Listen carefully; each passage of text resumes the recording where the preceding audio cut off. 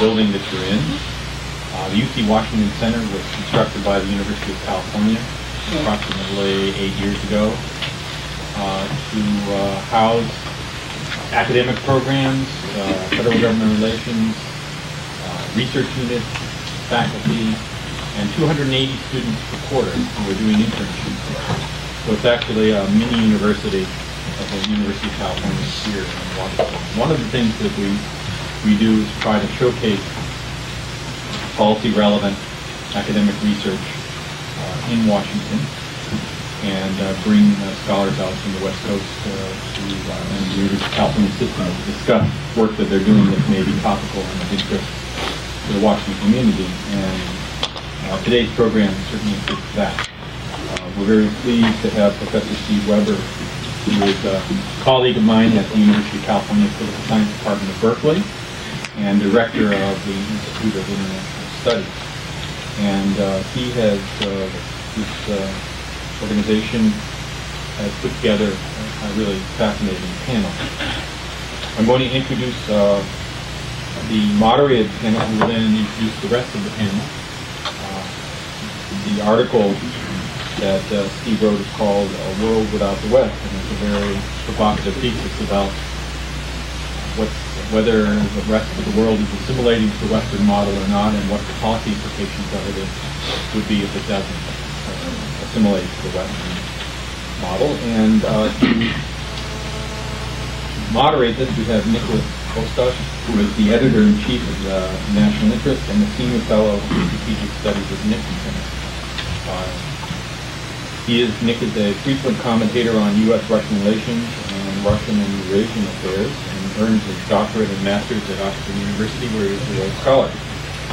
And he's written author of 6 books and teaches as well at Georgetown University. So I'm going to hand it over to Nicholas.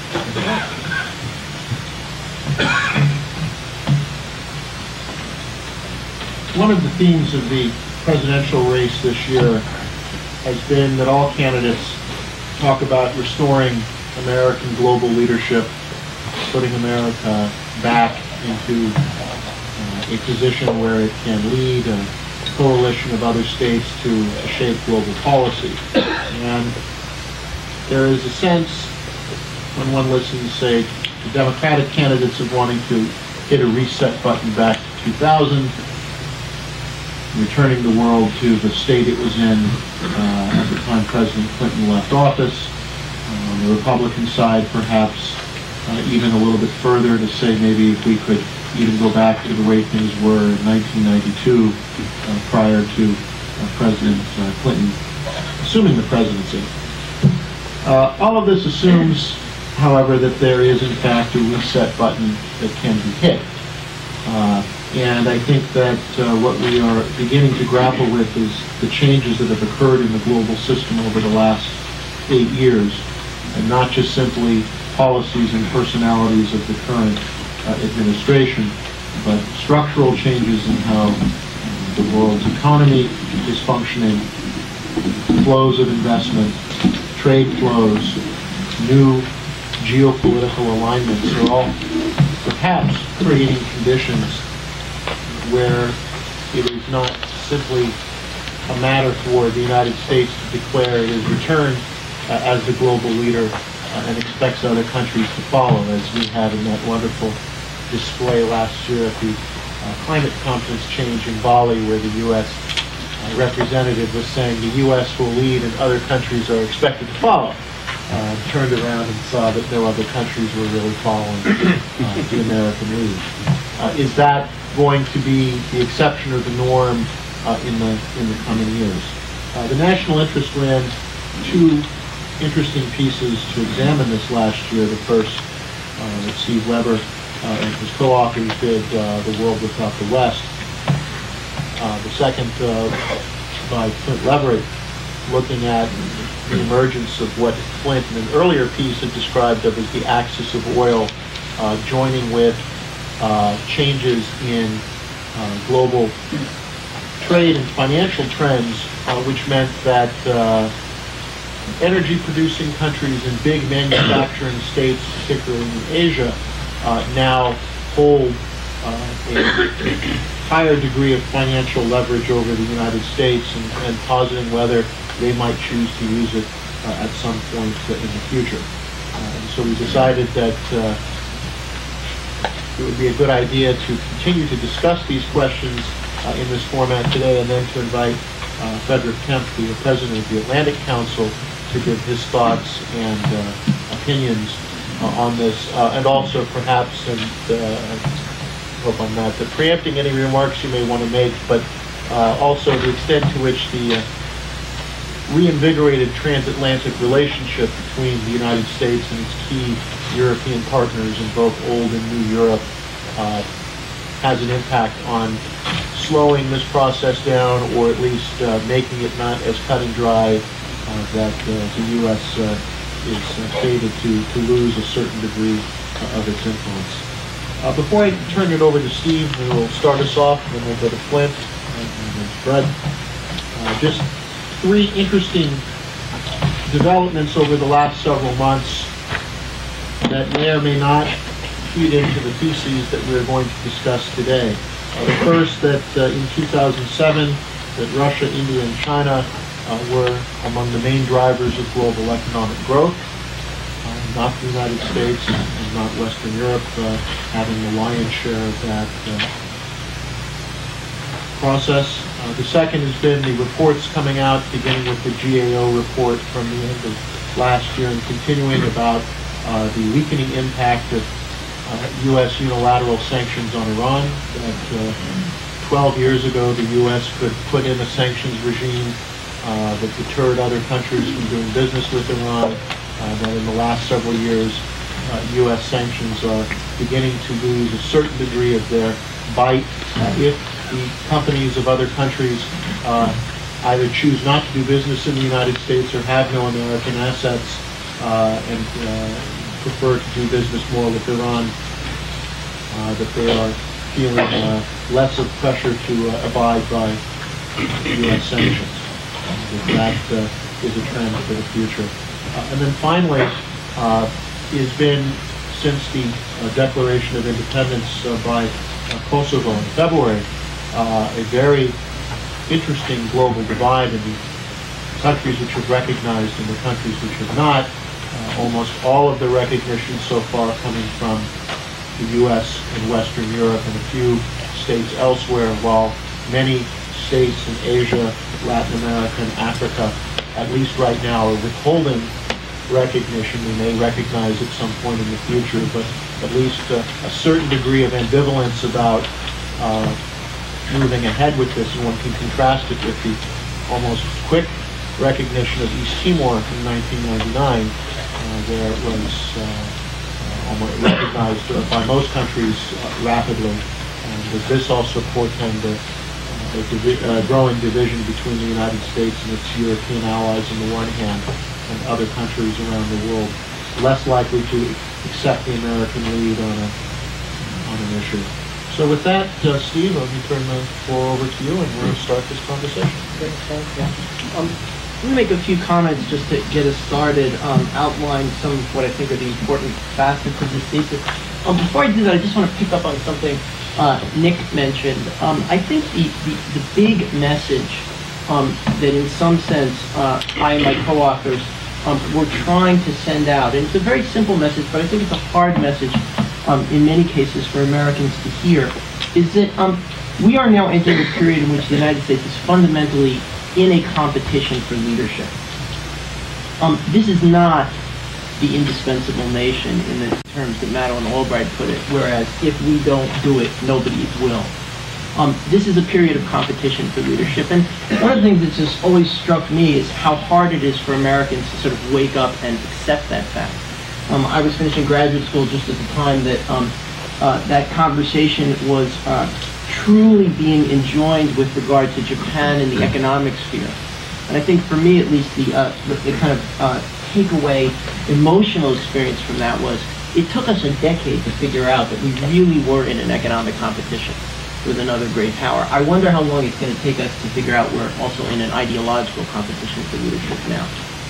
So let me say a few things about why I think that's important to recognize and what it looks like.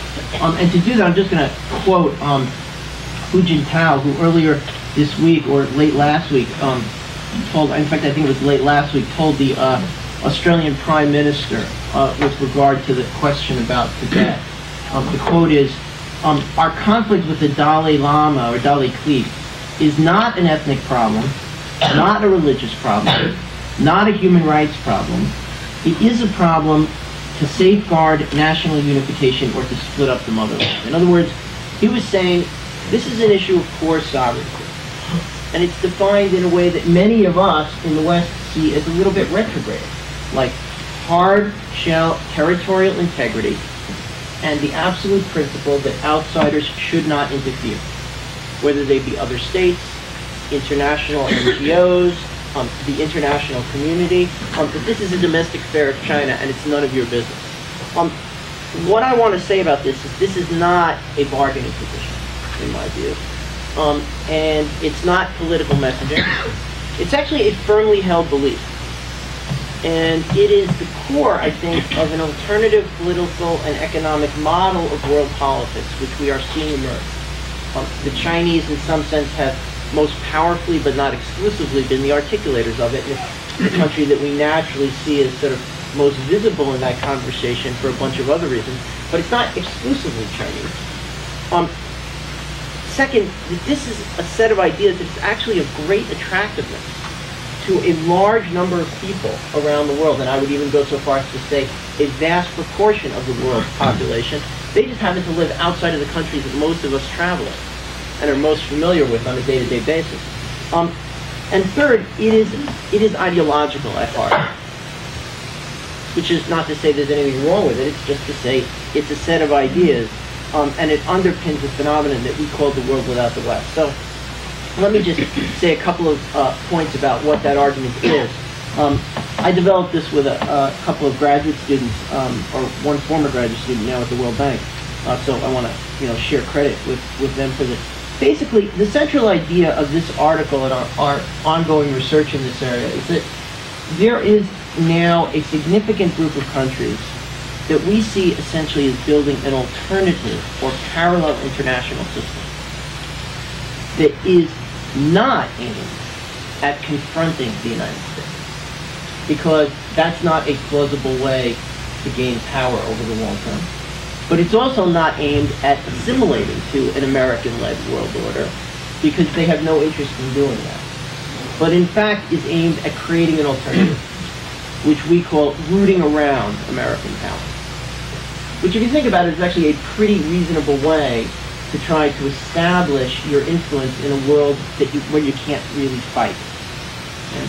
You root around American power, you root around American influenced international organizations, you root around American-style rules of play in various issues that matter to you, and over time, if you succeed, you don't defeat the United States, you make American power increasingly irrelevant. That would be the goal. And it's not just an ideology or an aspiration. It rests on some very concrete resources, which I think Flint will say a little bit more about. I call it a system of rapidly deepening and preferential interconnectivity within the developing world. And I want to be really clear what I mean about that. Well, let me put it this way. Yes, Tom Friedman was right. The world is getting more connected. But no, he was wrong, because connectivity does not equal flatness, right? Connection doesn't have to be equal. And what we've been able to show with preliminary, but I think quite interesting and reasonably compelling data on various proxies of connectivity, and I'm not going to put up regression charts here because, because I won't, because you'd be bored, that the density of interconnection measured in various interesting ways, and I'm willing to share this data, of course, with anyone who would like to see it. The density of interconnection is increasing at a meaningfully faster rate in this subset of nations we call the world without the West than it is for the globe as a whole. In other words, yes, the entire world is getting more connected, but there is preferential connectivity among a subset of states, which over time, if you sort of play that picture out, the topology or the landscape of globalization starts to essentially segregate into two networks, each one of which is extremely densely connected internally, but has somewhat looser ties that bind them together.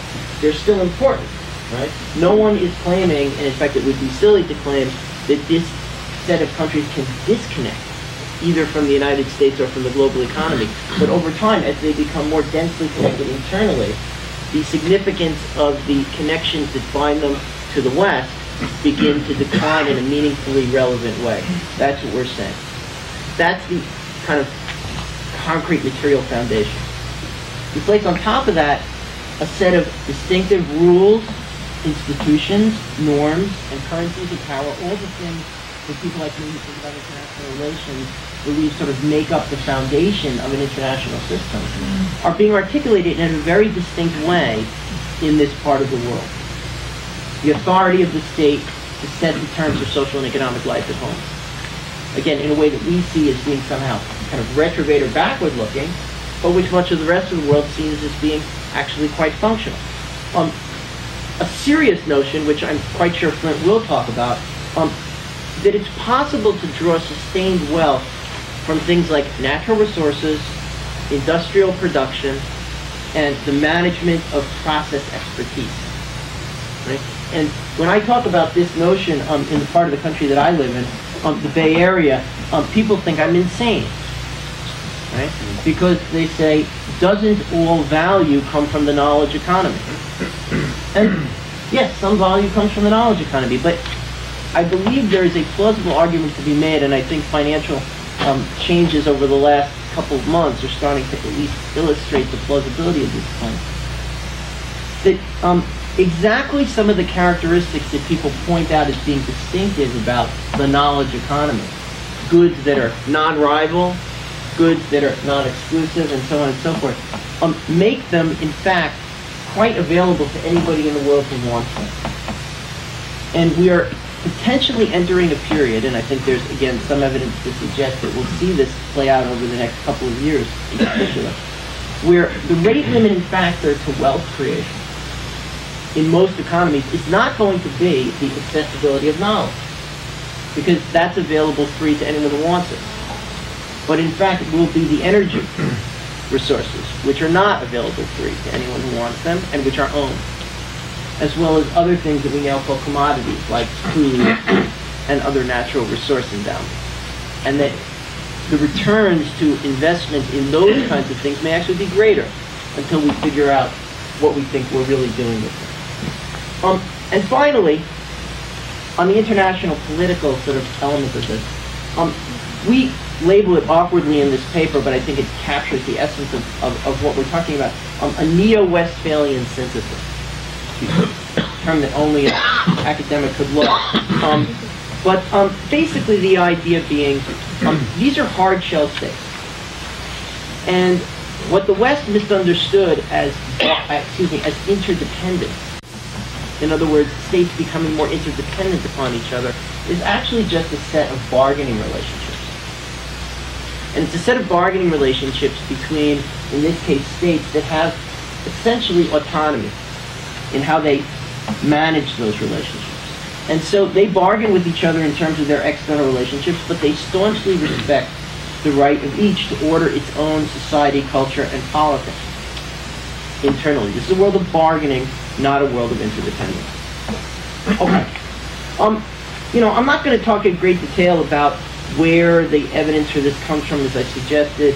I think there are some powerful ideas about what this kind of evolution suggests about the inability of the political debate inside the United States to see it clearly for what it is, and let me just mention that, and then close. I think that it has become almost a trope that one hears across the Republican-Democrat divide to say that the nature of our ongoing relation, or the nature of how we would manage our ongoing relationship with the Chinese over the next decade, is caught in the following dilemma. We would really like to see the relationship emerge in a kind of Robert Zelig responsible stakeholder fashion.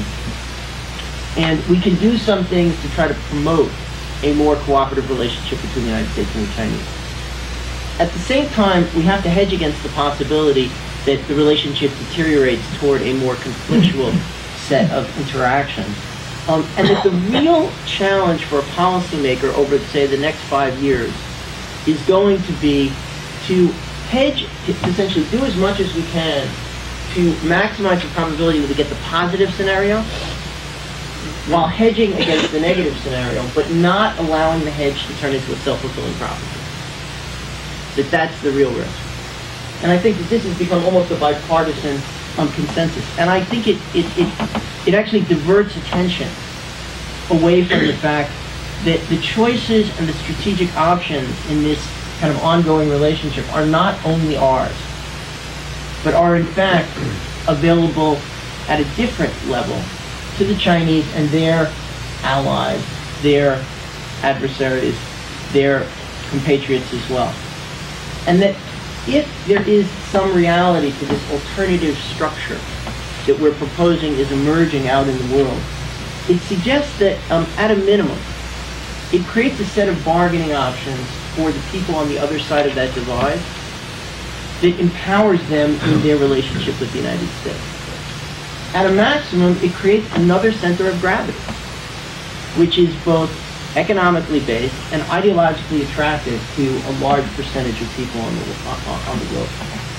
So let me end with, what I think are sort of three kind of tough, or actually four sort of tough love points that I think an American administration in 2008, 2009 will have to take deathly seriously in order to play the competitive game well, actually, and win. First is just simply the recognition of what I said a moment ago, which is that, hey, we're not the only strategic actors on the globe. There are lots of other players as well, and they're just as smart as we are. And we ought to just keep that in the front of our minds all the time. Second, the Western liberal idea that we are, in some sense, extremely attached to, not just intellectually, frankly, but emotionally, religiously, and lots of other ways, really never penetrated that deeply into the politics and psychology of much of the rest of the world. And to imagine that it did is to engage in wishful thinking. I would put it this way, very concretely. At least half, maybe more, of the world's population has seen little to no benefit from 60-plus years of Western-led international order and economic growth that Americans think of as, the Great Long Peace and the prosperity of liberal, by which I read American hegemony. With all due respect to my good friend John Eikenberry, I think he's living in a wishful thinking land, right? This has been good for us. It's not been good for at least half the world, and they know that. Right? And for those outside the West who did benefit, right, the vast majority attribute what they've gained not to liberal ideology, not to the beneficence of the United States or the West, certainly not to the Marshall Plan, because most of them weren't alive to even read about the Marshall Plan. I mean, there's 3 generations ago. The post-World War II American order, 60 years at least, but attribute what success they've seen to something very, very different, to state-directed capitalism and resource nationalism run by illiberal states. In their lived experience, that's what works. Right?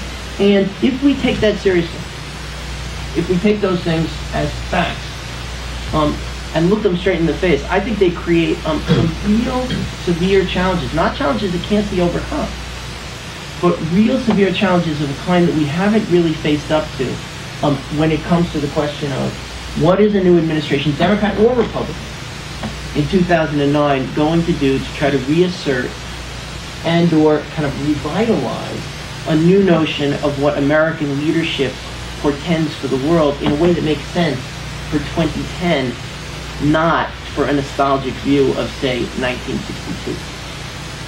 And I'll stop with that and turn it over to Paul. All right.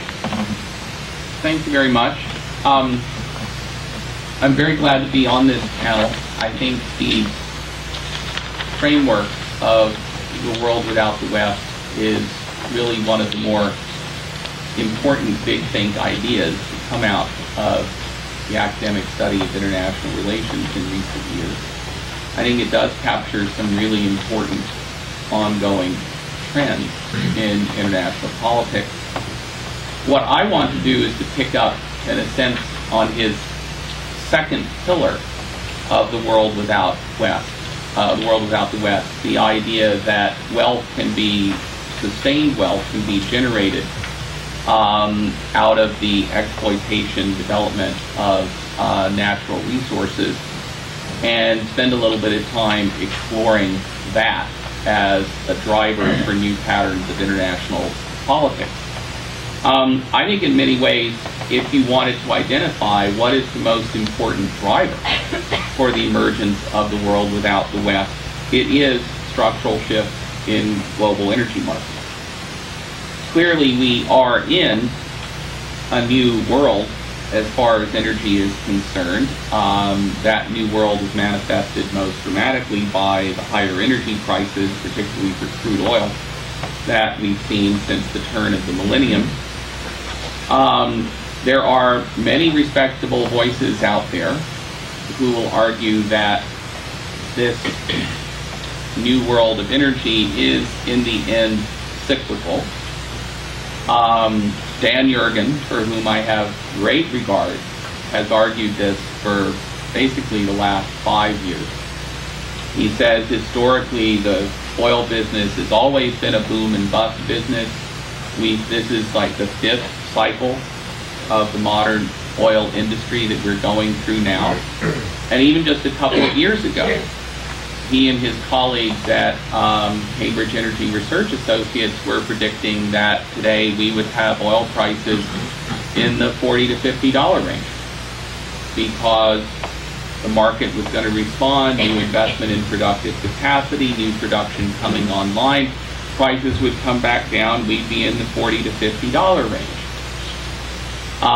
Now in his more recent public statements, Yergin is suggesting, well, he can imagine a scenario over the next few years in which oil does go down to $40 to $50 a barrel again, but he can also imagine scenarios in which it goes up to $150 a barrel.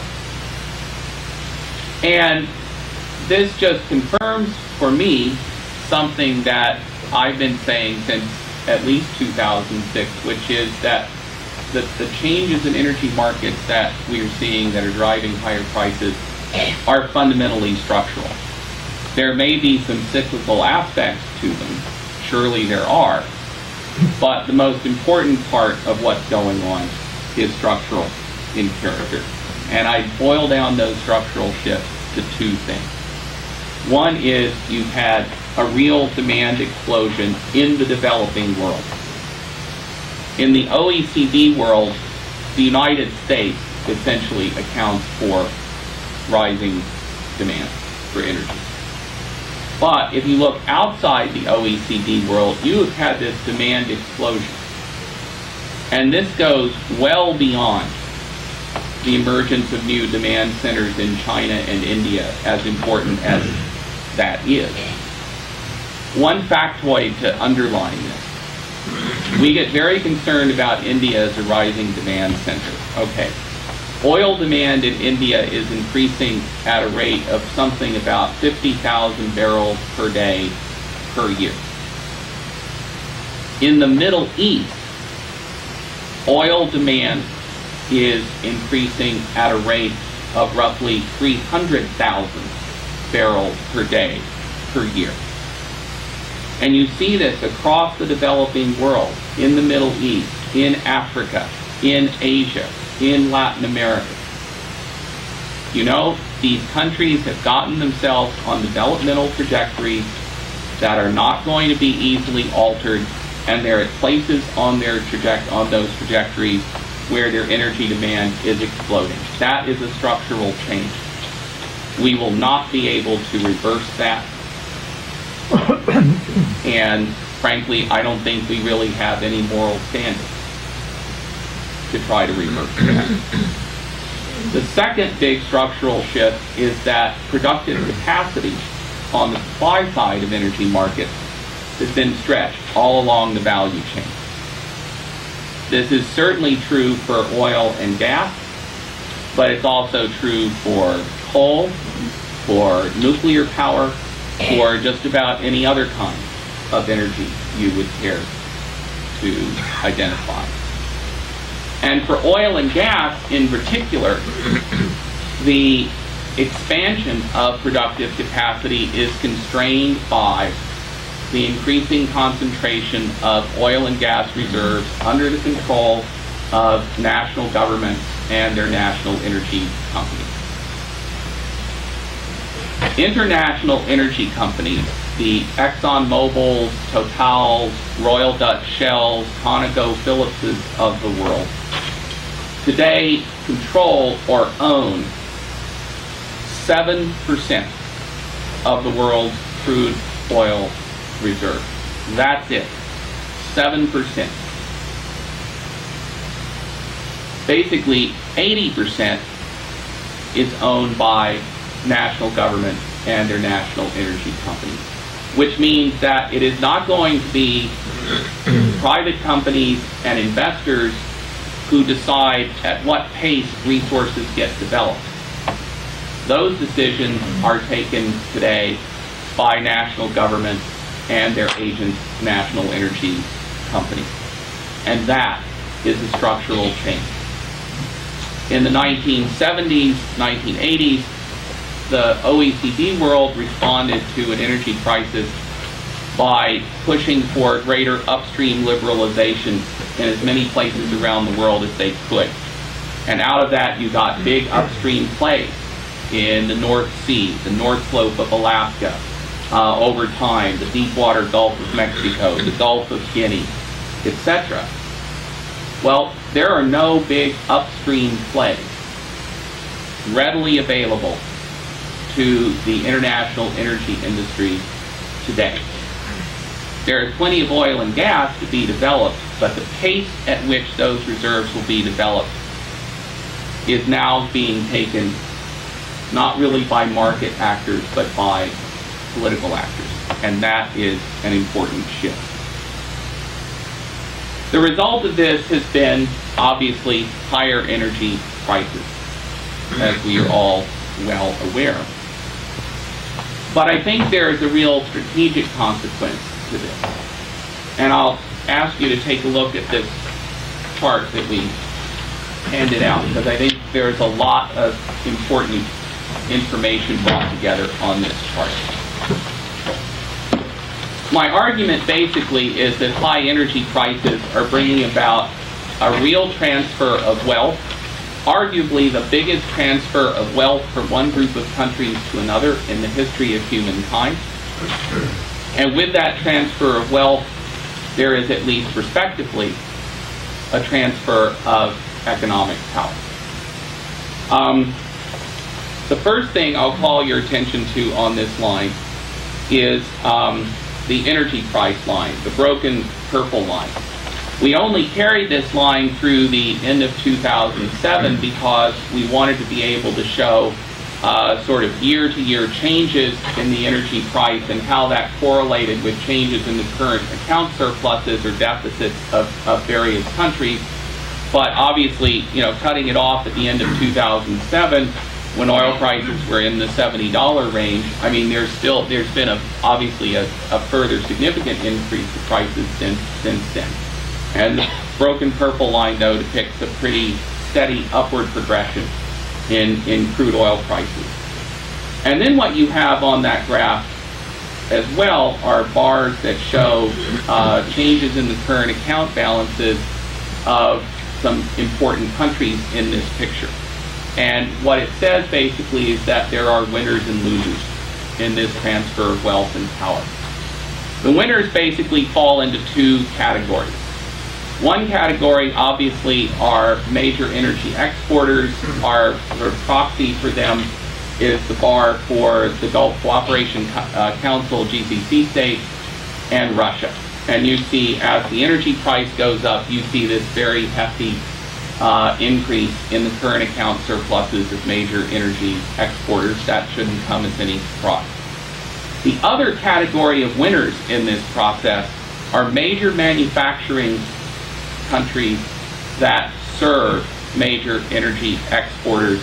And the three biggies in this category are China, Japan, and Germany, the countries with the three largest account surpluses in the world, who have managed to grow their current account surplus in a high energy price environment when they are importing, in China's case, at least half of its oil.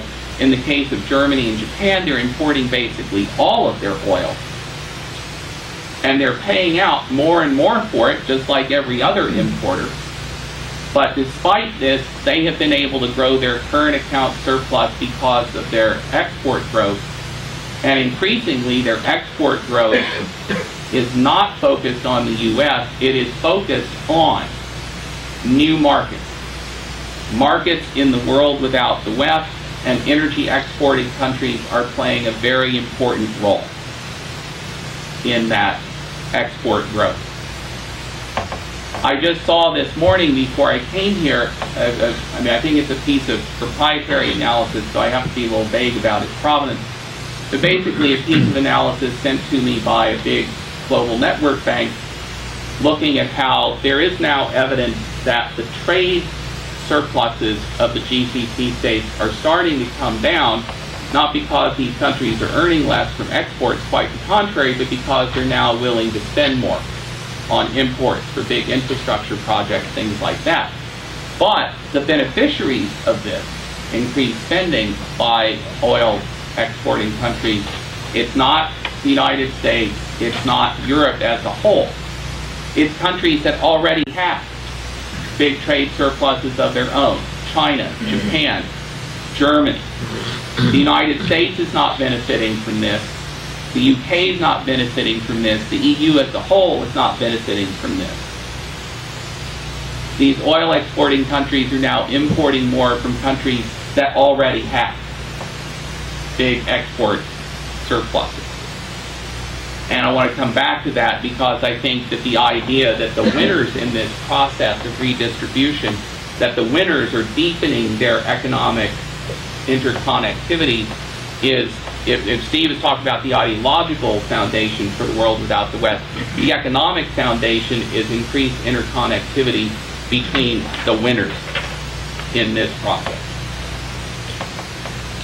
The big loser in this process is, of course, the United States, which, if you look at the yellow bar, you see it has seen its international financial position deteriorate substantially since the turn of the millennium. Okay? I think there are at least three significant implications that you need to draw from this map. One is that this transfer of wealth and power associated with high energy prices has caused this expansion of global economic imbalances that have to be financed. And in practical terms, that means that the U.S. current account deficit has to get financed by these rising surplus countries. In a global context, Germany's current account surplus effectively cancels out the deficits for the rest of the EU, leaves the EU in a very small surplus condition. So Germany's not really playing in this in a global macro sense. What it really means is that the U.S. current account deficit has to be financed by China and by major energy exporters. Okay? The second trend that's important to point out is that as these conditions have taken shape, government agencies, either central banks or sovereign wealth funds, have replaced private purchasers of U.S. assets as the most important sources of financing for America's current account deficit. And then third, energy producers have in the aggregate, I'll even make it more specific, Middle Eastern energy producers in the aggregate have become as important to the financing of the U.S. current account deficit as China is. And if you look at it on a per capita basis, or in relation to overall GDP, I think you could argue that the Middle East is now even more important to the financing of the U.S. current account deficit than China. And one thing you can say with pretty close to absolute certainty, the GCC will collectively emerge over the next decade as the world's most important investor. Now, what are the strategic consequences of that? First, I think it means that the winners in this process have growing strategic leverage. Steve talked about how the world without the West is taking shape essentially by routing around American power. And I think that there is a lot of truth to that. They don't want to confront the United States. That is a losing proposition. The United States is in this, I think, historically unprecedented position of being a global hegemon, which will continue to have unprecedented military primacy for at least the next quarter century, and probably longer than that, but is losing standing influence power in virtually every other arena. So why would these countries want to confront us in the one arena in which we still remain and will remain unquestionably dominant? I think they are routing around the West.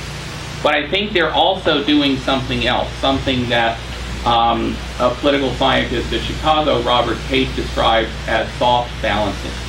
They are looking for non-military ways to influence and, if necessary, constrain us.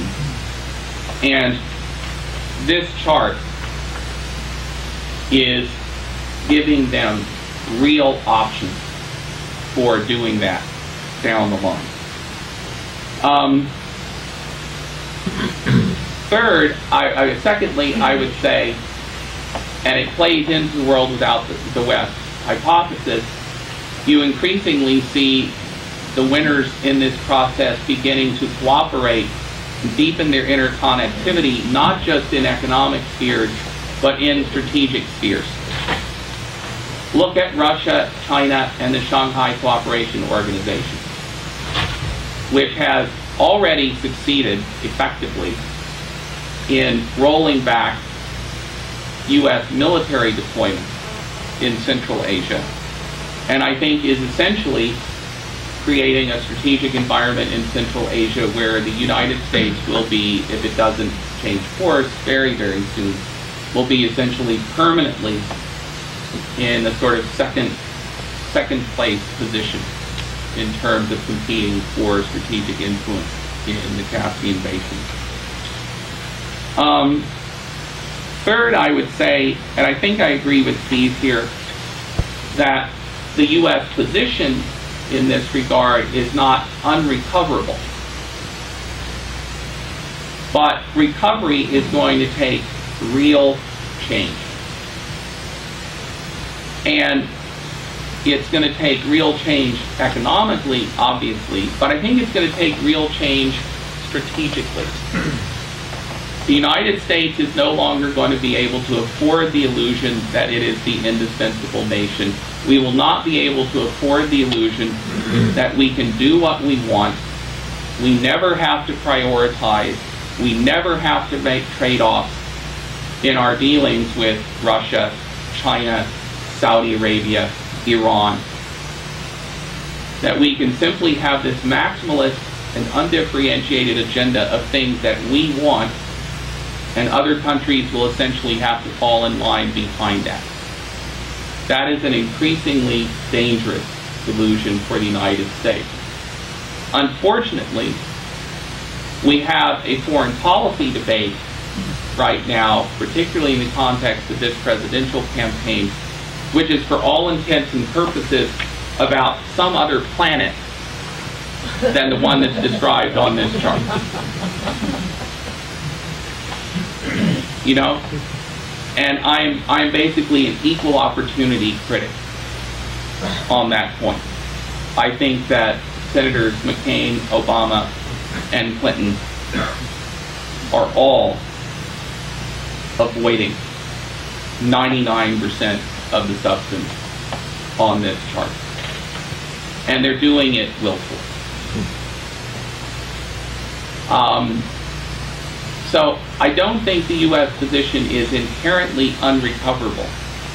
But I have to say I become increasingly pessimistic about the capacity of the American political order to deal seriously and realistically with these trends. Thank you. I'm not sure. Speaking of the campaign, this is the first time I've been listening to a panel, if you're watching television, where we're not talking about the latest soundbite and 24/7, but we're actually talking about the candidates ought to be talking about.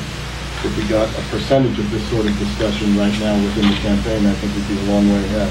I'm having a little trouble doing this. Yeah, sorry. Let me first say that I think the reason I was put on this panel is I wrote a column that praised the World Without West article, and so Stephen thought that I would be a soft target. But let me not be one. I think there are three megatrends that are going to drive us over the next 20, 25 years. One of them is the one that Flint talks about, which is energy and oil as a driver, not just of economy, but of strategic relationships, of alliances. It makes it very hard to contain Iran. It makes it very, very hard dealing with Latin America and Cuba because of Venezuela. It makes things difficult with Georgia, Ukraine, because of the relationship, the energy relationship that Russia has with Germany, and so on and so forth. Number two, the rise of non-state actors. This makes things complex in the sense that governments can't always get done what governments want to get done, and the U.S. is not only losing power vis-a-vis other countries, it's also losing power vis-a-vis non-state actors, whether it's the financial markets, whether it's Al-Qaeda, whether it's Transparency International, whether it's the Gates Foundation. There are just a number of players, multinational corporations. The subprime market is an actor that was out of the control, or at least was not transparent. The problem was not transparent, well handled, but in the end it affects government and where we are. And then the third is the move so first energy and oil, second rise of non-state actors, and then and that ranges from terrorist groups to hedge funds, and then number three, the move from what has been called from a unipolar to a multipolar world. Richard Haas has just released a piece that talks about as a non-polar world. I think that's actually an interesting idea, because it really isn't from a neat unipolar world to a neat multipolar world. It's really from a unipolar situation, or largely unipolar situation, where there was a dominant power, to a very messy geopolitical situation where there really isn't a clear dominance. So no one really rises to fill the leadership void that, say, the U.S. or the West might leave. So within that, then let's take a look at, I would actually like to talk about three pieces. The World Without the West, and over the time I was reading that, I was also looking at a piece called The Return of Authoritarian Capitalism by Azargat in Foreign Affairs. And then let's add Richard Haas's piece to that, because I think it fits into this picture. The articles all are compelling in their descriptive and cautionary qualities. And here, far from assuring readers that the world's rising non-democratic states are going to quietly assimilate into our liberal international system, they paint a picture in which the West is challenged and even forced into a fight for its preeminent position. And this is obviously important because it's really the West that has sort of set the rules for the world in which we live right now. So it's not only world without the West, it's who's going to set the rules if the West isn't setting the rules going forward. We know the World Without West piece pretty well. Let me just quote from Gatt, because I think it's useful in how it fits in. He says that had it not been for the United States, liberal democracy might well have lost the great struggles of the 20th century. And that's useful because it means we are players here. The world without West is not necessarily an outcome, it's an outcome dependent on how the West acts and how the West responds right now. I don't think it's, I think that's what you were talking about in this, saying that the position is not unrecoverable. And I would say it's not just the U.S. position, it's the Atlantic position. His quote is, ultimately both Germany and Japan were too small in terms of population, resources, and potential to take on the United States. Present-day China, on the other hand, is the largest player in the international system in terms of population, spectacular economic growth. By shifting from communism to capitalism, China has switched to a far more efficient brand of authoritarianism than we've seen before. As China rapidly narrows its economic gap, it could be a true authoritarian superpower. So that's World Without West, rise of authoritarian capitalism, and then finally the non-polarity argument, where the U.S. still is out there as a power, but it's in a very messy world where you have states being challenged from above by regional and global organizations, from below by militias, from the side by NGOs and corporations, power now found in many hands in many places. So what do you do if you're a newly elected president taking a look at all this? I think Richard Holbrooke is right when he says that the next president will face the most daunting set of foreign policy challenges of any newly elected American president in the history of the United States. You know, we can argue about what would go in there, but let me just say, if I were first president in the first year, I would be looking at three things in dealing with, in what I see in Steve's piece as less a prediction and more of a cautionary article. I know you saw it's more than that, but the way I've looked at it is more of a wake-up call of things heading in a certain direction, describing a world that seems to be unfolding if the West doesn't take certain actions, because running the Atlantic Council, World Without the West, would mean World Without the Atlantic Council. So we can't really accept that. And so what I'm going to call for here is a new Atlanticism. So the first issue is, for a new president, is the new president's got to get his hands around the issues to do with the Islamic world. And obviously Iraq is top of that, but Iran is not going to wait much longer. Pakistan could be the black swan that hits us unexpectedly in terribly ugly ways. And then of course you've got Gaza. So you have this group of Mideast things that has to be dealt with comprehensively, coherently, though piece by piece. But there's got to be some early progress in that area. The second is the whole set of issues to do with globalization, from climate change to nuclear proliferation to what do you do with the current financial situation. So you have to pick out something within that, and you can't pick it all out, but you have to pick out something in there that you show a success in. So in your first year of your presidency, you have to have a success in the Islamic world. You have to have a success in the globalization world, and you can't try to do 12 things and 15 things. You have to have something there. And then I would say most important is, I don't think George W. Bush came into office saying, oh, there's going to be an attack on September 11th, and then I'm going to go into Afghanistan, and then after that I think I'll do Iraq. He came in not expecting any of that. So what is the structure you have that you have in place for the unexpected? What is the structure you have going forward? And that's what I would call the new Atlanticism. You have to arrange the global order so that within this, I think, world that's been accurately described in World Without West, rise of authoritarian capitalism, non-polarity, what's the antidote? And the antidote is a recommitment of the U.S. to multipolarity and multilateral leadership. And where can that start? Well, it can really only start across the Atlantic, because if we don't get that right, we're probably not going to get much else right. And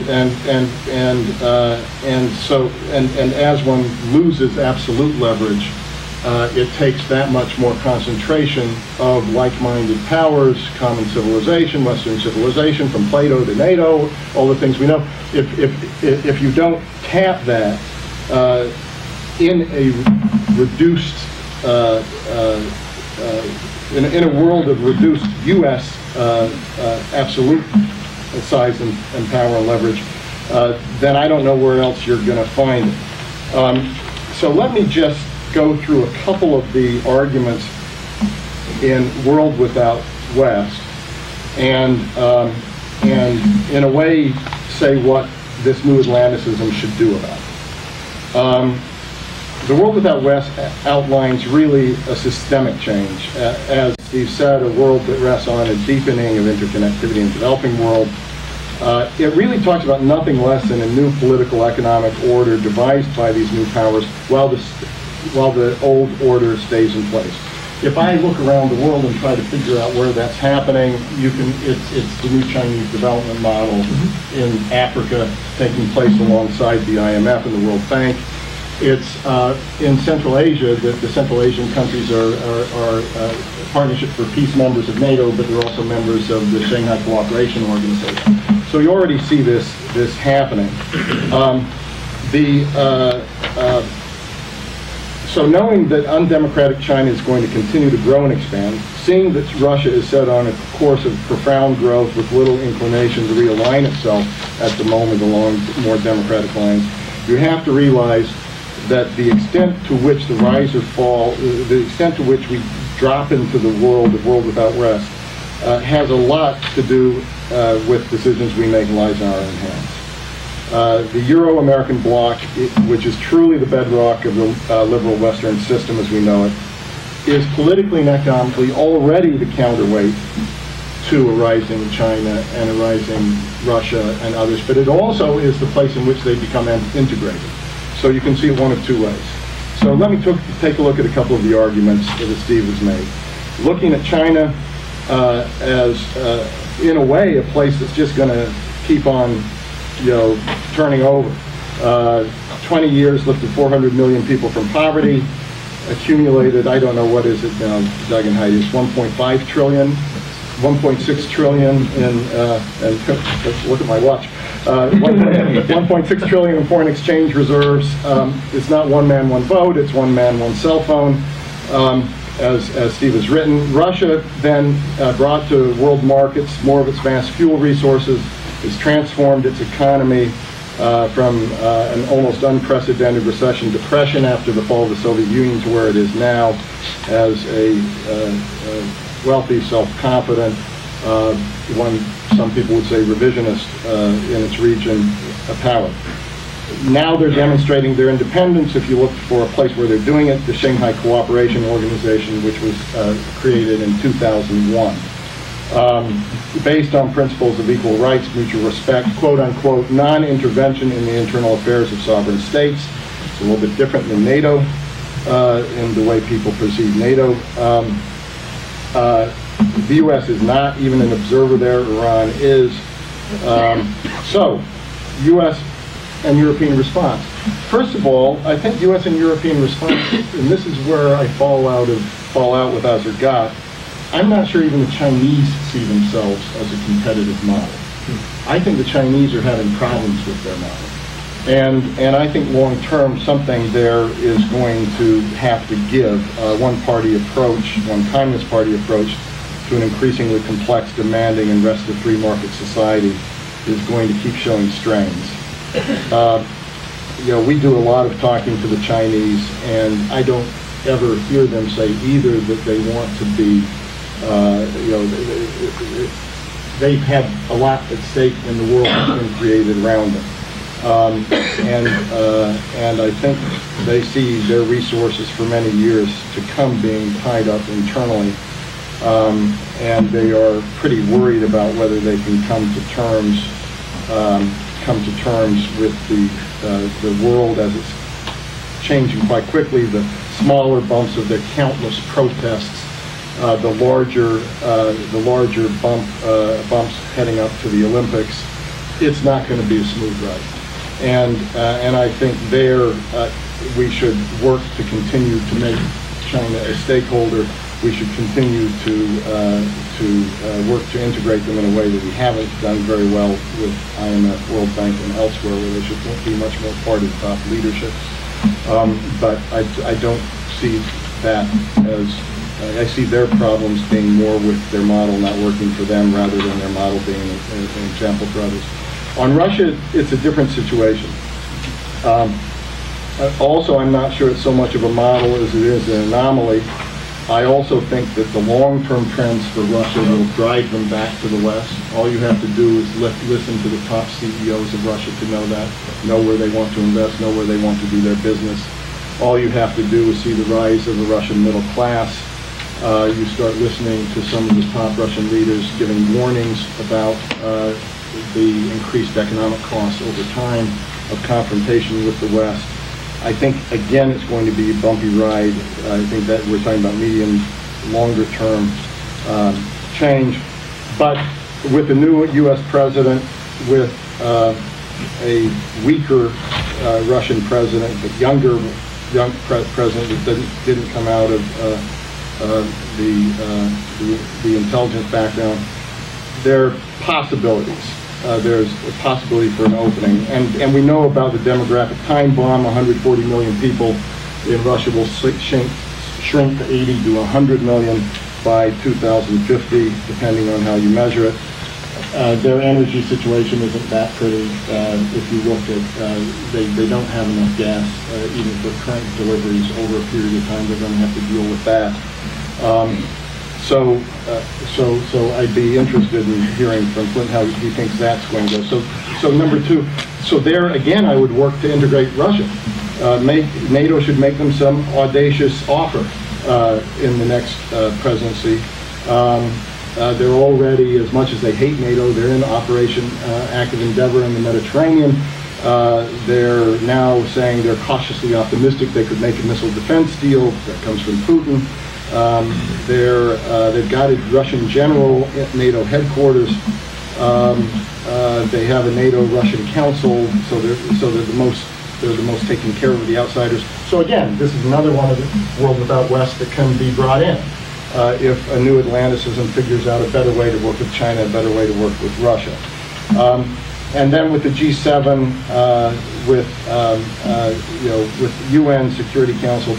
If you look at the end of World War I, we in the West really screwed it up, and we paid for it. At the end of World War II, we were visionary, and we set up all these wonderful institutions, and the benefits were ours from those.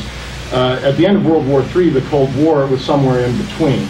I think we have the sins of omission of the Clinton administration, the sins of commission in the Bush administration, the Clinton administration underplaying its hand of dominance, the Bush administration overplaying its hand. But where we landed was not really setting up a new system for the world of globalization that grew up out of 1990. We got some enlargement of NATO. We got some change with GATT and WTO. We had some other positive changes, but there wasn't a real sort of founder's moment where we said, look, the world's dramatically changed. We're going to have to give up our leadership of the IMF and the World Bank. Europe and the U.S. don't own those things. Let's make it more of a merit-chosen leadership, and let's make sure China, India, and others play there as well. And again, one can stop world without the West. One could knock this back. Let me get to wrapping up. Central Asia, I think, is an absolute critical point where we were doing well in the 90s and we lost out, we backed off.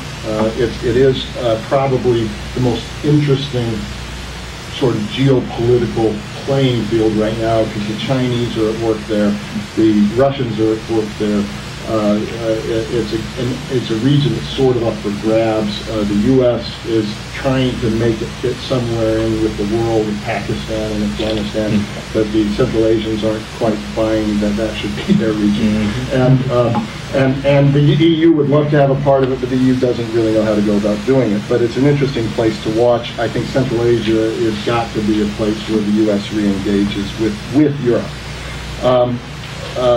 I won't go into much detail on Africa, except for it's quite obvious that this has been the most interesting place to watch World Without West. I think it's where it's most advanced.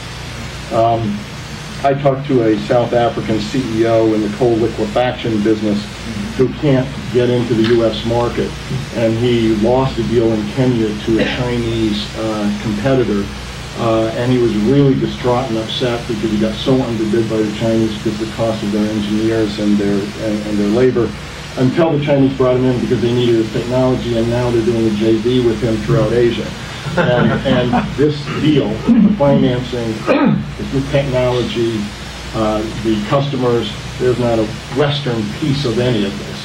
And so it goes to where you're talking about. But we were in Africa this summer with the Atlantic Council. You talk to the Africans, you talk to the Nigerians, it's a business deal. It's a financial rating. They don't want the world without the West.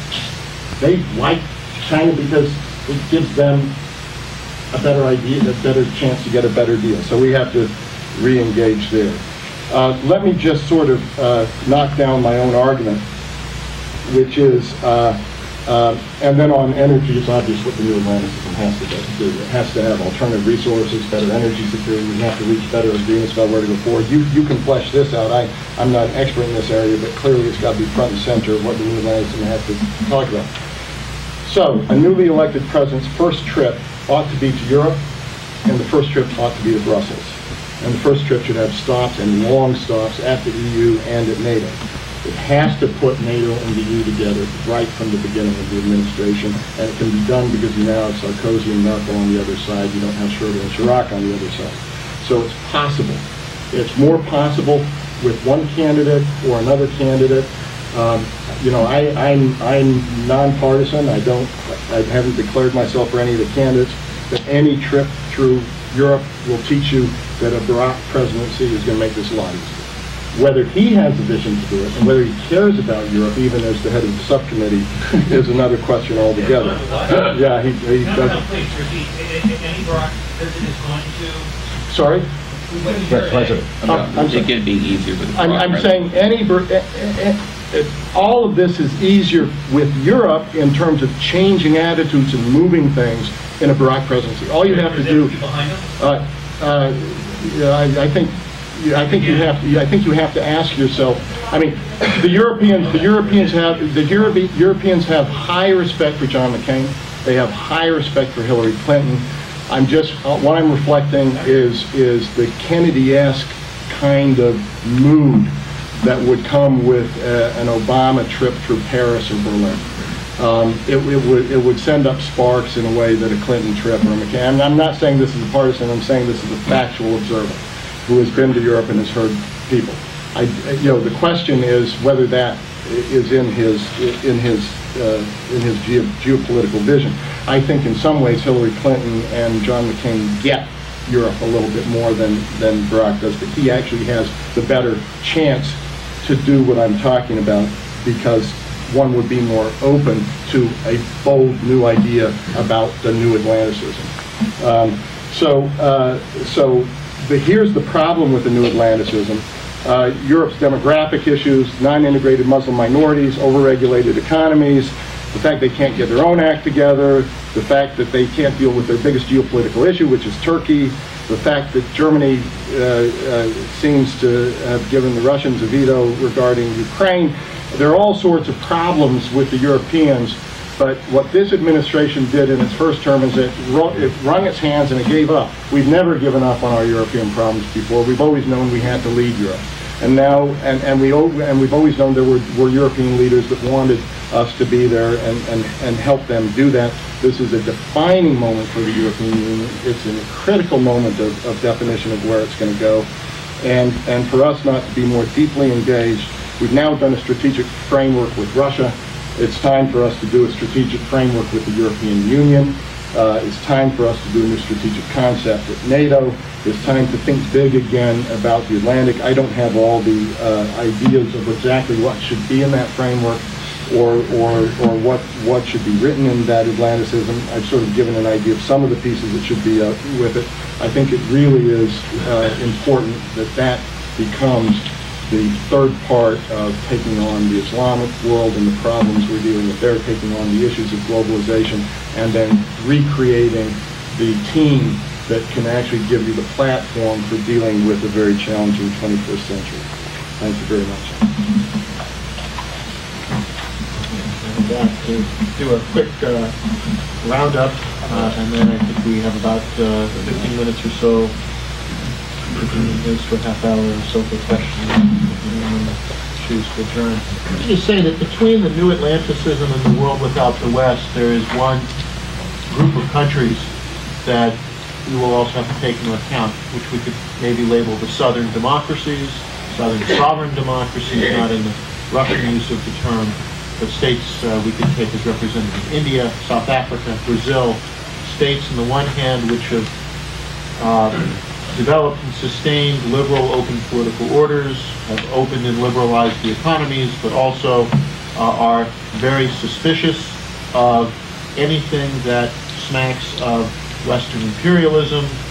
They are suspicious of giving up sovereignty, strong understanding of sovereignty, meaning outsiders, whether for good or for ill, should not be intervening in our affairs. And I think that listening to these three presentations, what I really came out with at the end is that the next decade is going to be the decade of these southern sovereign democracies. Where they end up in this?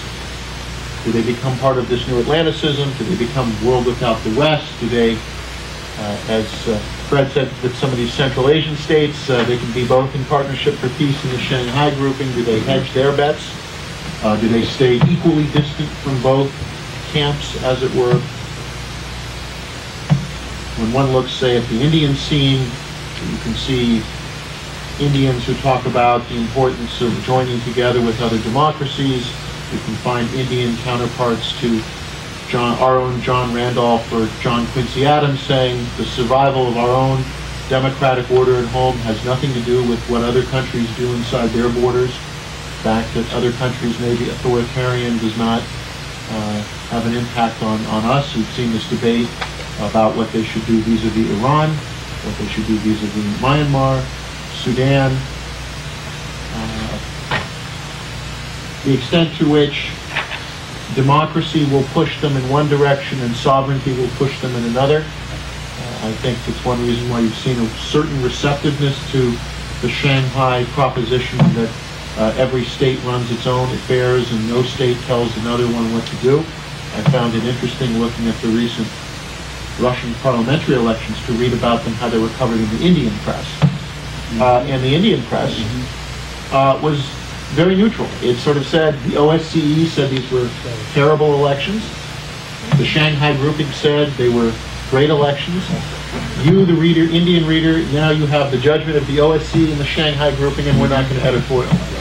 Yeah. Two different groups in the world have given their verdict on the Russian elections, and take it from there. And we've had within the debates those that would go one way or the other. But I think India is a sort of bellwether. Brazil, South Africa as well, particularly as South Africa goes through its own next presidential transition. Just to slightly disagree, Fred, I think that yes, Europe is important. I would like to see the first major visit of the president would actually be to India. I don't think it's feasible. I don't think it's probably possible, but the signal of the first major visit of the U.S. president to New Delhi might send a different signal than the traditional visit to Canada or Mexico first and then Brussels after. But I think that how these southern democracies fit in is going to be a challenge, and I am concerned that we, perhaps in Washington, are still a bit overstocked on Europe experts, China experts, ex-Soviet Cold War experts, and this new southern dimension starting with India, ranging to southern Africa, ranging to Brazil and Latin America is not one. And if you look at the backgrounds of most of the advisors, you find lots of Soviet studies experts and Europe experts and the like. But I think that's one of the issues we're going to have to really begin to grapple with in the next decade. And I would hope that we'll have to see how that plays out. Did any of you want to respond to each other at this point for anything that's been said? Then started off with. Thanks for your comments. Let me Provoke your thesis with three questions. First, when do you think the renminbi is going to replace the dollar as the international currency? Second, how would you change your analysis if you did not go into Iraq? And thirdly, what do you do about the really biggest issue I think that we're facing, which is a government that's not dysfunctional here, but badly broken?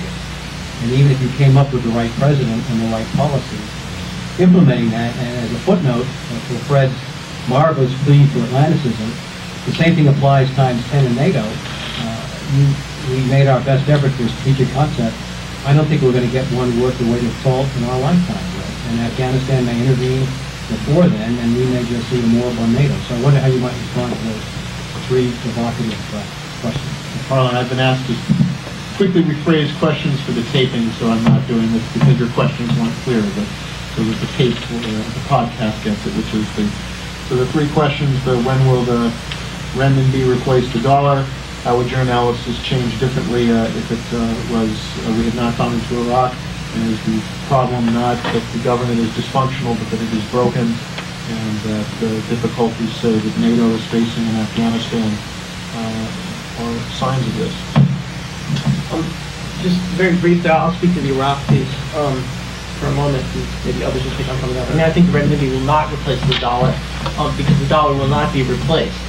In fact, there will be some other sort of global currency unit that is likely to not be part of a sovereign state per se, but that's a separate question.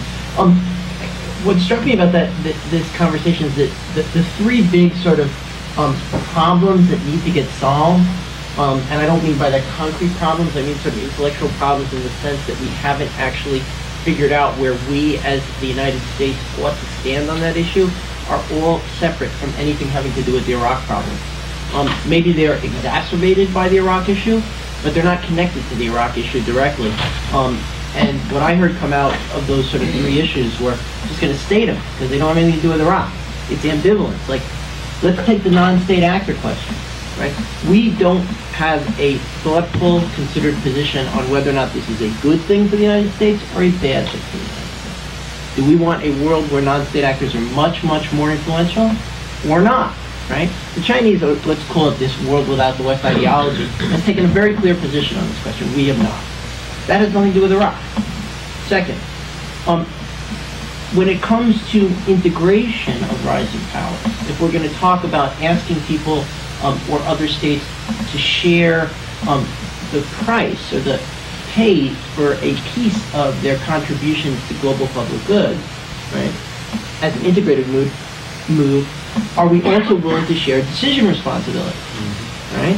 Because if we want them to ante up, we probably need to give them decision rights as well. I mean, I think we've tried to split that difference with the Europeans for a long time. It hasn't worked very well. I think that rising powers have no interest in that kind of a deal. If they're going to pay, they're going to want to have decision rights. Are we going to do that, or are we not going to do that? We're ambivalent about it. We haven't faced up to it. Again, nothing to do with Iraq.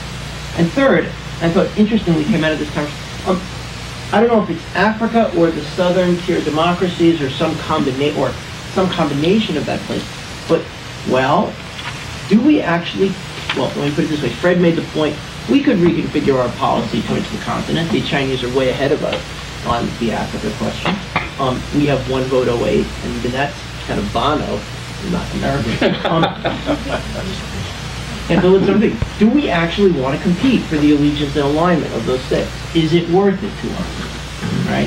Ambivalence again, and nothing to do with Iraq. So to my mind, yeah, I mean, I think Iraq has accelerated and exacerbated some of these trends, but I think it would have been placed with it regardless of Iraq. Yeah, I think I basically agree with that. I think Iraq has done two things that are noteworthy though. One is, I mean, in terms of my chart, it's obviously increased the drain on American financial resources. I think the basic trend would still be there without Iraq, but Iraq and this what we are spending on Iraq exacerbates that. But secondly, it's also, I think, changed perceptions of the United States. So that, I mean, as the world without the West takes shape, is it taking shape basically with an attitude of indifference toward the United States? Maybe kind of benign indifference. Or is it taking shape with perceptions becoming more dominant that the United States might actually be a problem internationally? And I think that the Iraq War definitely bolstered perceptions of the United States as a dysfunctional military hegemon, a hegemon that will exercise its military primacy in ways that could be really bad for the interests of the rising powers. And that's not a perception that I think the United States benefits from. Machiavelli put it very well when he said, the appearance of virtue is a great asset for a prince. And with the Iraq War, and I don't even mean primarily things like Abu Ghraib, but just that we did this, and it has created such huge externalities for other players in the system, not just ourselves. You know, we have lost an important chunk of our appearance of virtue, and that is not a good thing. I actually have a somewhat different take on than Steve on the RMB question. I don't think that the RMB will replace the dollar in the sense that it would become, you know, the dominant leading reserve and transactional currency.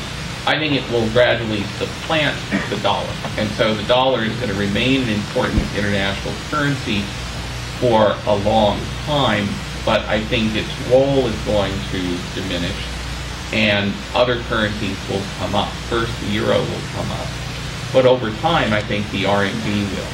I think first it will come up, particularly in Asia. I mean, the Chinese will tell you that they want to create a kind of regional economic order in Asia that's organized around them.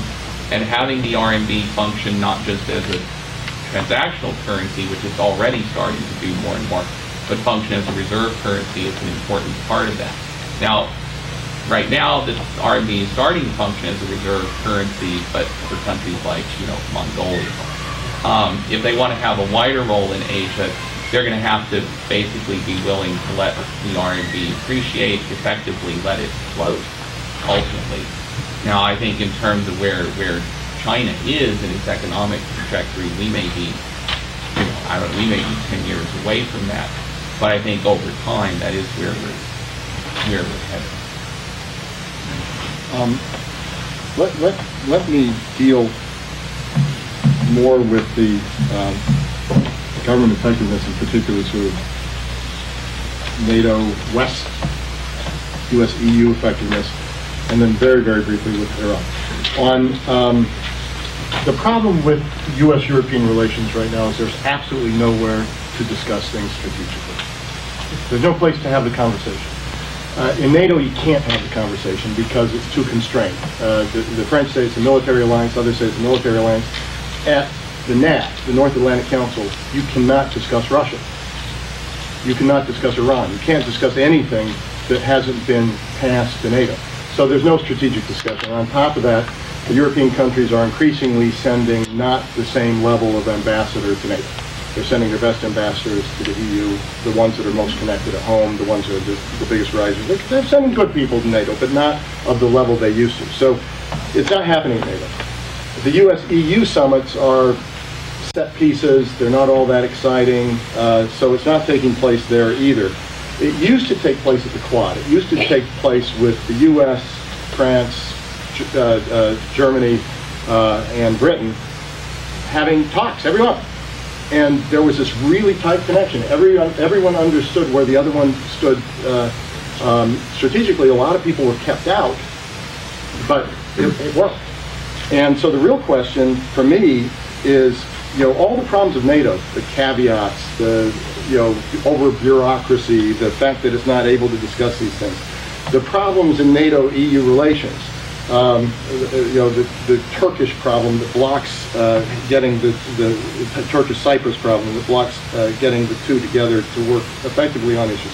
All of that could get knocked down if you got the top leaders of Europe and the U.S. actually sitting down and talking in a regular way strategically. G7 is not the place for it. There's no place to do it. So one has to fix that. And if that can be fixed, then you can fix a lot of other things. If that can't be fixed, nothing will be fixed. One thing that was really encouraging to me was in Bucharest, at the Bucharest summit a couple of weeks ago, there was a meeting on Afghanistan where NATO, SecGen, the two top EU leaders, the leader of the UN, leaders from other countries, so not just the NATO countries, but the other countries that were in Afghanistan, so Japan and Australia at other countries, all met around the table and said, what should we do in Afghanistan? Now, it's a little bit late.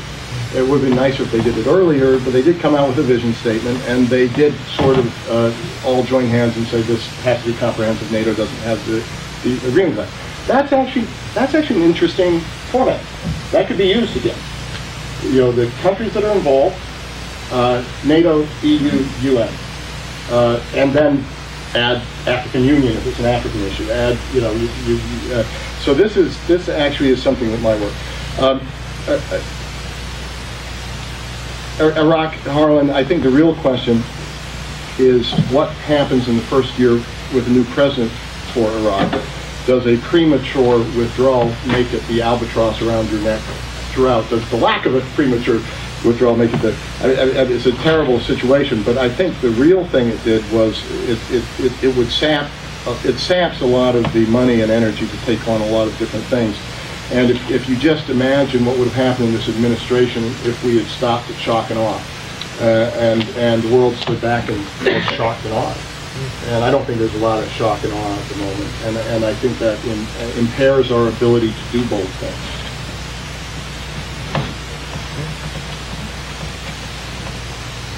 Thank you. Thank you. Esther Berger, for Catholic Relations. Thank you to the panel for stimulating conversation. Not surprisingly, to go back to the defense side, there was a really press comment about the importance of the new Atlantic and the importance of having the strategic conversation and getting it right. What I would say we're just going to borrow from European history when we debate about whether it's a neo-Platonian system. I would suggest that how we go to the discussion of a more feudal system, which talks about non-state actors, which is particularly relevant. It raised my question to Stephen Weber, which is looking at the question about rules and rules making. Do you see as an alternative set of rules being set up, or do you see, as you say, an acceptance of current rules? And who's going to take on this question of who is the non-state actors who are not part of any of these organizations, even if they're part of support of the system? The second is to ask this question about people and leaders.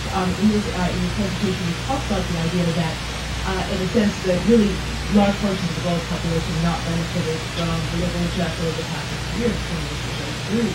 However, I would wonder if there's actually an instability, a further instability in the system because in a sense those that are creating an alternative order are leaders. And I think leaders of states have a benefit. I wonder if there are actual publics who actually feel that they're going to benefit from the alternatives either. And so I suggest there's a future instability that gets in the demographic sense. And I also suggest maybe a greater split in the global south that as our chair suggested, that you divide out precisely those states which we used to consider developable capital or develop a whole new level where we could South Africa and Brazil, but they are in a very different situation than the poorest of the poor states. Some other questions for Joyce. I would ask you follow on energy, which takes particularly how soon in this decade would alternative energy change this picture? To what extent do you think that's part of the equation? Thank you. Let me just get the second question. Yeah? Go ahead. Can we get the mic over?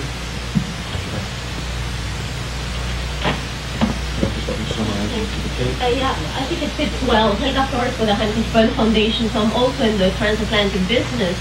And in a certain way, I guess I'm sympathetic to what you said, Fred, but the problem is that in many ways it just doesn't reflect the reality anymore. I'm afraid, I think that the article and the description here shows that it's a little bit more difficult. And let me just comment, you said, well, why don't we just bring them in, Russia, etc. And that exactly is what just, I think, it doesn't reflect anymore our capacity to set the rules, set the institutions, and just ask people to join. It's not the other way, the old ways anymore. And the question for us, for the West, which definitely needs reinvigorating, and that's the second problem, that it also assumes saying, let's just bring them in, that we agree on the West, in the West, what we want to do, and that's very weak too. So we have the two problems. And some time ago, when Joschka Fischer said, well, we need a reconstruction of the West, etc., nobody was really very, very happy because that is always associated with a certain history, with a certain geography, and it doesn't invite people from the outside. So I think the two things that we need to do is first to make sure that to know that then we need to formulate ideas that attract people. We need to find, again, those ideas, these universal ideas that in the past have made the West universal rights and institutions. And the second, that we need to find a way and acknowledge that it's not us setting them anymore, but from the beginning we need to invite all those other actors to a certain extent, without giving up our values, to formulate the rules and the institutions that are supposed to rule the world in the future. And how to do that, love to hear that, but that I don't know. So let me just quick summary for the tape. Actually, both of these have a good deal of overlap. The question of rules, this alternate system, who will make the rules? Is it just acceptance of current rules and modification? And how do you work in the non-state actors? The question of, is this being driven by the leaders only in the states of the world without the West? To what extent are peoples involved? Flint, for you, the question about how we realistically about alternative energy, and then the question about bringing them in. Can this be done? Does this presuppose that the West is in agreement on it? Does the West need to redefine itself in such a way to make it be reinvigorated? So, gentlemen, a lot on your plates. Would you like to go? I'll take the non-practice. The advantage of doing it is that you can choose which question you want to ask. I think this question of how we are going to conceptualize and actually manage our relationship with this thing we call non-state actors is absolutely central. I don't think that, quite frankly, to be self-critical on this, at least the academic community has come anywhere near to meeting its obligation to actually contribute to that debate in a useful way, other than to say that these are non-state actors, which is kind of like clipless pedals or fat-free ice cream. It's like, tells you what it's not, but doesn't tell you what it is. I think there's three big experiments that I think are going on in the world right now that are really interesting on this. I imagine watching the three of those to see how they play, and I'll just mention it. One is, the Russians have they've made a rule about this, which is that NGOs in Moscow are essentially answered to the state. And registration and constraints on funding and constraints on action and so on. So the Russians have put their foot down on this, and part of the sovereign democracy concept is, if you're going to be an NGO in our game, you play by our rules. Whether or not they can actually sustain that, we will see. Really interesting experiment. Second interesting experiment is, I think, what's happening in NGO activity in Africa. I'll cite two particular instances of that I think are really important. The Gates Foundation, in this case acting as a, quote, NGO, is essentially now the outsourced public health provider for many African states. It has become not so much an NGO as a private services provider to which governments have outsourced the provision of what used to be essentially public goods that governments took care of.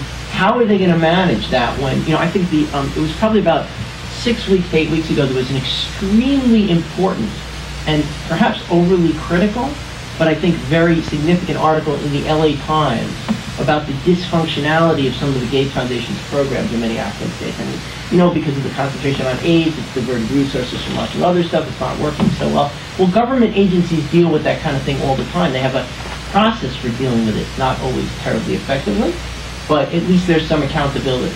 Right? The Gates Foundation doesn't have that same accountability, so we'll have to see how that plays out.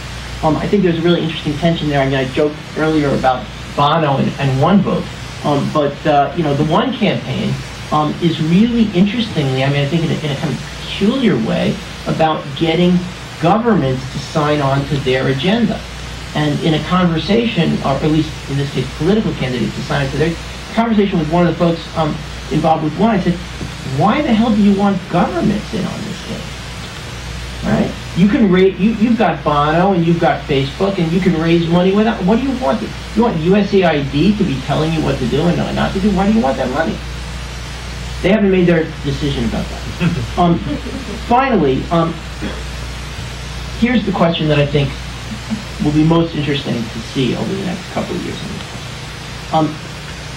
Philanthropies, in particular, what I like to call mega philanthropies, as particularly significant NGO actors in some of this stuff, are largely because of tradition and tax law for the most part, still mainly based in the United States. At some point in the next couple of years, we will see the emergence of the first globally oriented Chinese mega philanthropy. Maybe it will be, Baidu.org, and that's Google.org.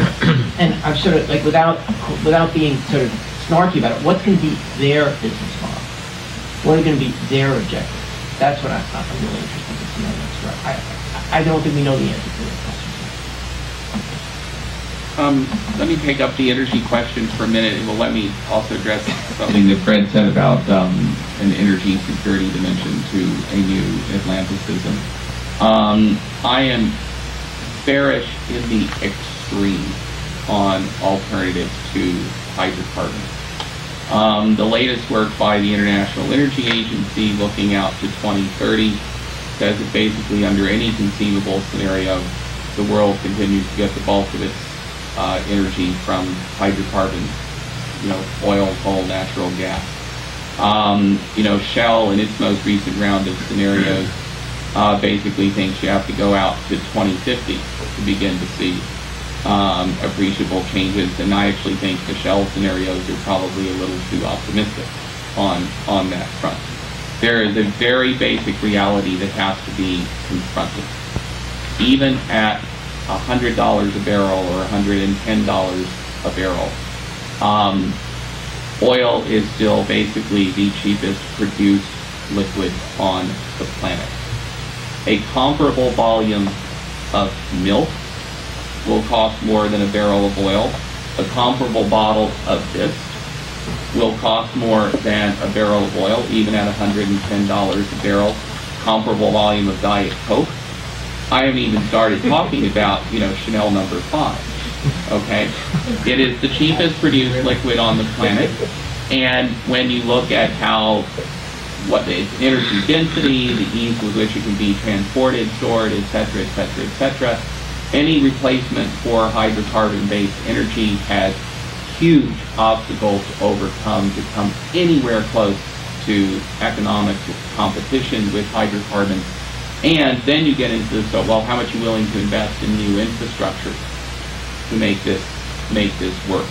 And I think that to build energy security strategies for the next 25 years at least, with any serious percentage of that being taken up with the idea that you're going to be able to get away with getting off of hydrocarbons is foolhardy beyond belief.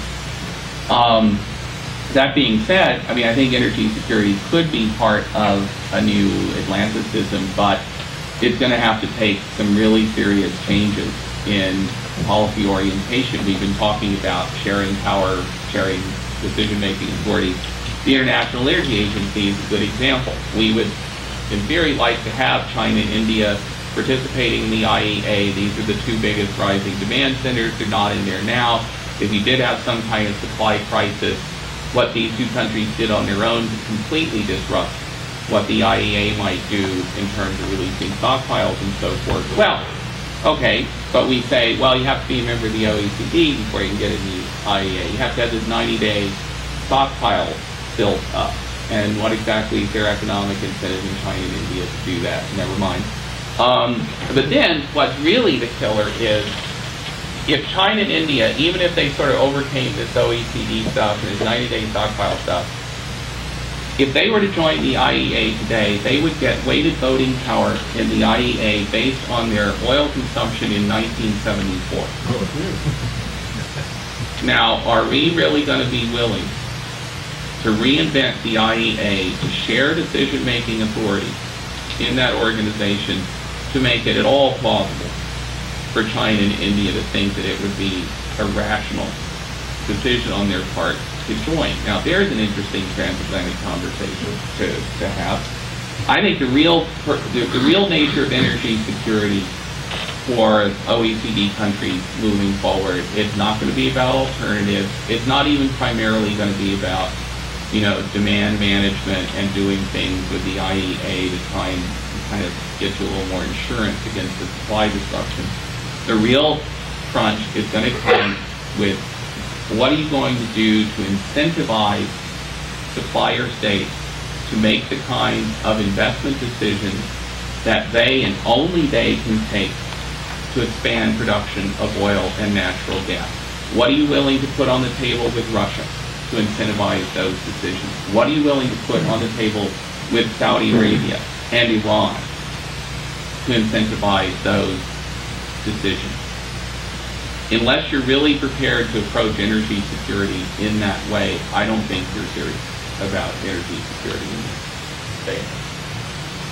Last thoughts? Yeah, let me pick up the question about Europe and integration. First, short story. I had dinner with President Kwasniewski last night, the former president of Poland, who brought Poland into the European Union and NATO, and I asked him about his negotiations with Boris Yeltsin about this. And he said he was at the Kremlin. They had Boris, at any rate, had something to drink. No surprise. And he said, "You can't come into NATO. Can't come into NATO." And he said, "So, Mr. President, what's your relationship like with Norway?" He said, "Good." "What's your relationship like with Italy?" "Very good." "Germany?" "Excellent." He said, "They're all NATO members. We will come into NATO. Our relationship will be excellent."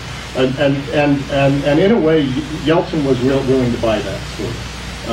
Putin is not at the moment, etc. So that was the moment in which to invite Russia in a more dramatic way. Everything would have been easier then. A lot of the changes would have been easier. A lot of the taking people in. There are two levels. One of them is international organizations where the West has been taking the lead. I think that's easier to fix. IMF, World Bank, we have to give up our birthright hold on the leadership of those two organizations. G7 doesn't work. Got to change it. Got to break it up. Got to bring in Brazil. Got to bring in India. Got to change that in some way. WTO, you already see Russia coming in, China coming in. You know, there's some real possibilities for WTO. And then looking at new organizations, the way that we're going to deal with climate. Why not use this as a template for a new organization sharing, you know, and this is part of the idea of the 15 countries who are the biggest emitters coming together. Maybe that's not the model, but it's a model like that. So I actually think that the world without West in these respects, it would have been easier a little while ago, but I think it's still doable. I think it's trickier when you come to NATO. And the problem there is there isn't another global security organization, and so what do you do? At this point, I think you tinker. You do more global partnerships. You try to get more people involved in the regional stuff that NATO does. At some point, one has to take a look at it and figure out, you know, where this goes for the future. At the moment, it's sort of what Winston Churchill said, you know, about democracy being the worst system except for all the others available. And so I think it's really, I think it is, the new members of NATO don't want Russia in. If Russia comes in, China won't be happy about it. The concert of democracies idea is too exclusionary as well. I think it's more difficult, so deal with what you can deal with. Tinker with NATO and get these international organizations right, and then start a new one. Something to do with climate that would really capture the new world that we're in, where people have rights and responsibilities according to their weight in the world. Fortunately, we've come to the top of the hour, so we're going to call the formal session to a close, but it looks like there's a number of people who maybe would like to keep talking with you, so we might invite them unless you have to rush off immediately, maybe continue the conversation more informally. Thank everyone for coming, and our speakers.